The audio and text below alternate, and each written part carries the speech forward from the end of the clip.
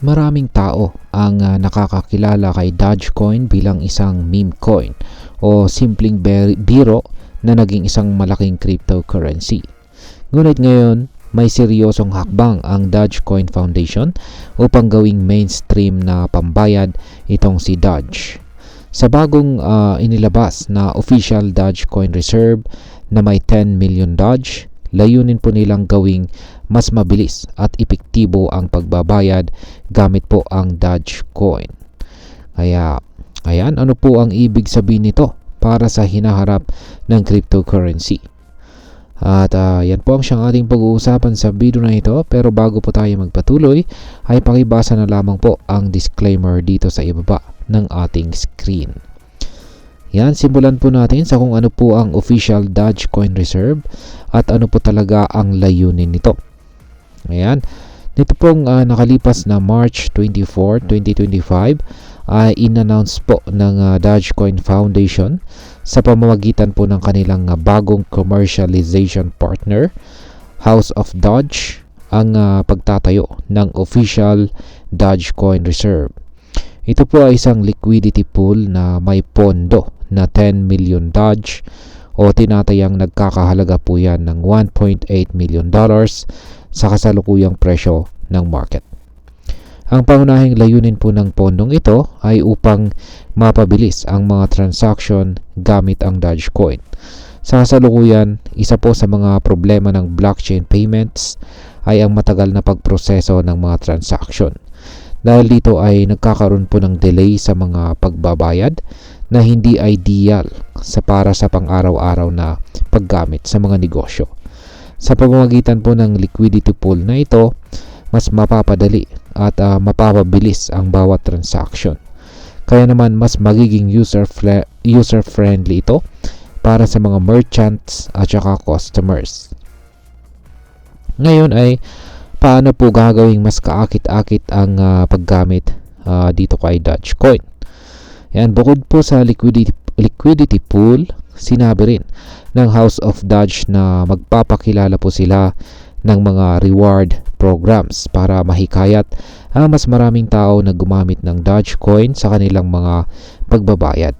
Bagamat hindi pa ibinunyag ang kumpletong detalye, malamang po na ito ay may kinalaman sa cashback, discount o iba pang mga incentives sa mga users or gagamit ng Dogecoin sa mga piling merchants. Hindi lang ito, plano rin ng Dogecoin Foundation na makipag-partner sa iba't ibang industriya upang ipakita ang kanilang bagong payments framework.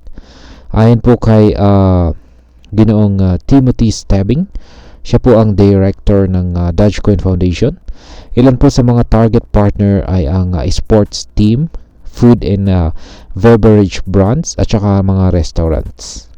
Ibig sabihin ay maaaring makita natin si Dogecoin bilang opisyal na pambayad sa mga sikat na kainan, inuman o maging sa mga event at laro sa sports. Ayan. Ngayon ay ano po ang naging epekto nito sa presyo ni Dogecoin? Dahil sa maganda naman po ang balitang ito ay agad pong tumaas ang presyo ni Dogecoin sa market. Sa loob lamang po ng 24 oras matapos po ang announcement, tumaas po ito ng 5% at umabot po sa presyong 0.1852. Ito po ay patunay na positibo ang pagtanggap ng market sa hakbang ng Dogecoin Foundation. Sa loob po ng crypto space, madalas na nagiging volatile ang presyo ng mga coins batay po sa mga balita at saka mga developments. Sa pagkakataong ito, ipinapakita po ng market ang tiwala nito sa kakayahan ni Dogecoin na maging isang functional at saka valuable na digital payment method. At ayan, bilang panghuli ay ano naman ang aking masasabi tungkol dito. Ayan, para sa atin ay maaring magbigay po ito ng mas magandang pagkakataon upang kumita mula sa pagtaas ng halaga nito. Kung magiging matagumpay ang plano ng Dogecoin Foundation, na gawing mainstream payment option si Dodge, posibleng patuloy po itong tumaas or umangat ang kanyang presyo. Sa mga negosyo naman, kung sakaling maging widely accepted po ang Dogecoin bilang pambayad, maaaring magkaroon po tayo ng mas maraming options sa pagbabayad. Halimbawa, kung magsisimulang tumanggap ng Dogecoin ang mga lokal na restaurants o online stores, mas madali na para sa mga crypto holders na gamitin ang kanilang assets sa totoong buhay.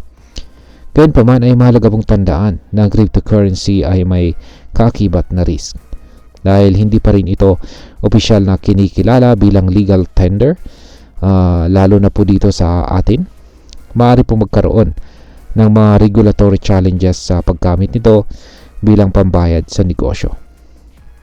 At ayan, sa kabuuan ay sa kabila po ng pagsisimula nito bilang isang meme coin, pinatunayan po ni Dogecoin na mayroon itong tunay na potensyal sa larangan ng digital payments. Ang pagtatayo po ng official Dogecoin Reserve ay isa po itong malaking hakbang patungo sa pagiging mainstream payment method nito. Gayunpaman, marami pa rin kailangang gawin upang tuluyang maging widely accepted si Dogecoin sa buong mundo. Kakailanganin po nito ng mas maraming adoption mula po sa mga businesses at mas malinaw na regulasyon mula sa gobyerno upang maging mas epektibo ito bilang pambayad. At ayan, bilang mga crypto trader o investor, maganda pong bantayan ang developments na ito dahil maaari pong magdala ito ng mas maraming oportunidad sa market.